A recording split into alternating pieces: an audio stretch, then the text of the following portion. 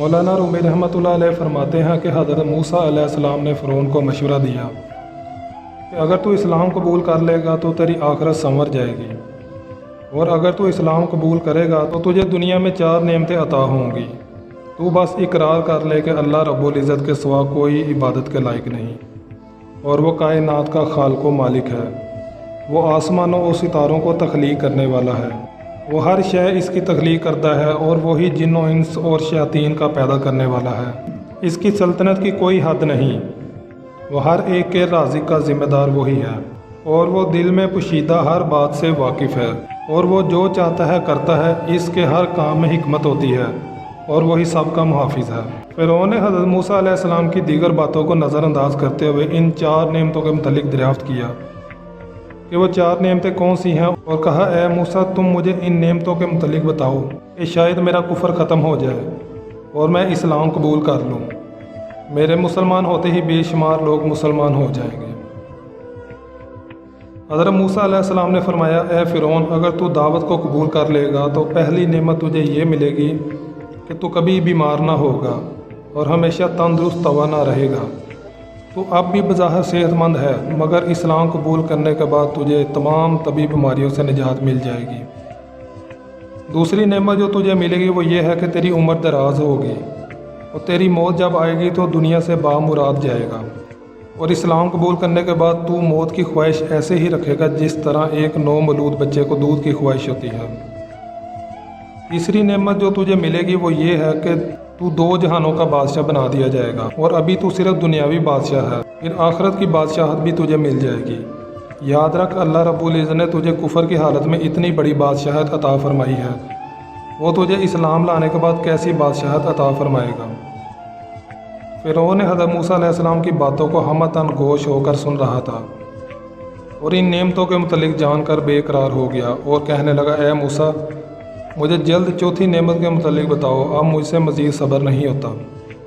حضرت موسیٰ علیہ السلام نے فرمایا اسلام قبول کرنے کے بعد تیرے بال کبھی سفید نہ ہوں گے، اور تو ہمیشہ جوان رہے گا۔ فرعون نے حضرت موسیٰ علیہ السلام کی زبانی ان 4 نعمتوں کا سنا تو کہا بے شک یہ بہت عمدہ ہے، مگر میں ان کے متعلق اپنی بیوی آسیہ سے مشورہ کر لوں، پھر ہی کچھ جواب دوں گا۔ پھر فرعون حضرت آسیہ کے پاس آیا اور انہیں ان 4 نعمتوں کے متعلق بتایا۔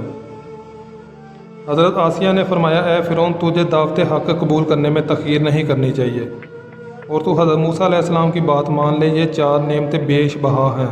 تو بدگمانی کی بجائے نیک گمان کو دل میں جگہ دے، اور اللہ رب العزت کا شکر ادا کر۔ جو نعمتیں تجھے مل رہی ہیں وہ بہت ہی عمدہ ہیں۔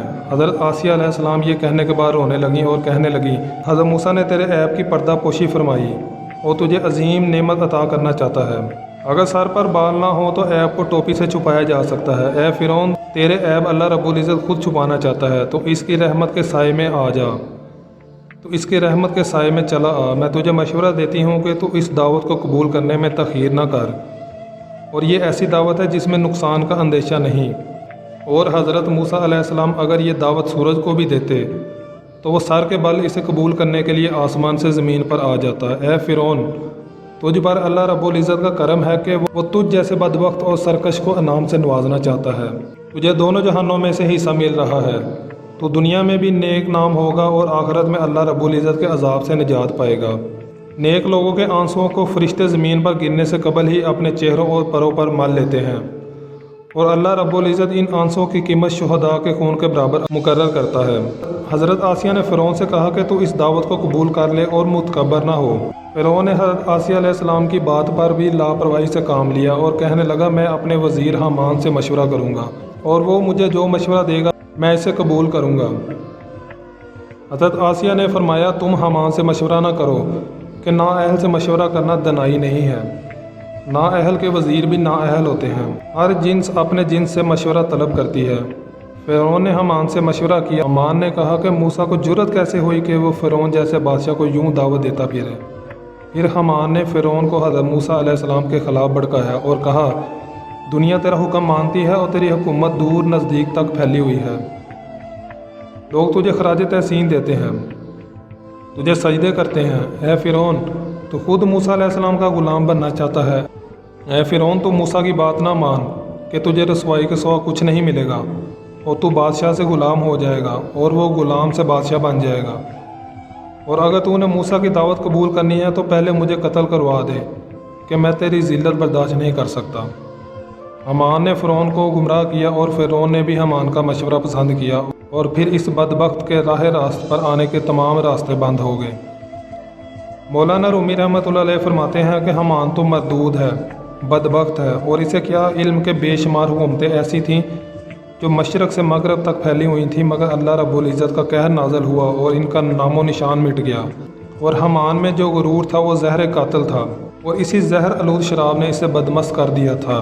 فرعون نے حامان کا مشورہ قبول کر کے حق کا انکار کیا اور عذاب الہی کا حقدار ہوا۔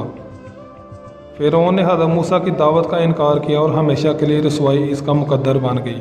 فرعون کے انکار پر حضرت موسیٰ علیہ السلام نے فرمایا، اے فرعون، تجھ پر اللہ رب العزت نے بے پناہ کرم کیا، مگر تو اس کے گوہر نیاب کا حقدار نہ تھا۔ تو دوستو، اس میں حضرت مولانا رومی رحمۃ اللہ علیہ میں ہمیں اس بات کی طرف اشارہ کرتے ہیں کہ جاہلوں کے دوست بھی جاہل ہوتے ہیں، جو اسے کبھی درست مشورہ نہیں دیتے۔ نیکی کی دعوت قبول کرنے میں کسی قسم کی آر نہیں محسوس کرنی چاہیے، اور جب کوئی صاحب رائے مشورہ دے تو اس کا مشورہ قبول کر لینا چاہیے۔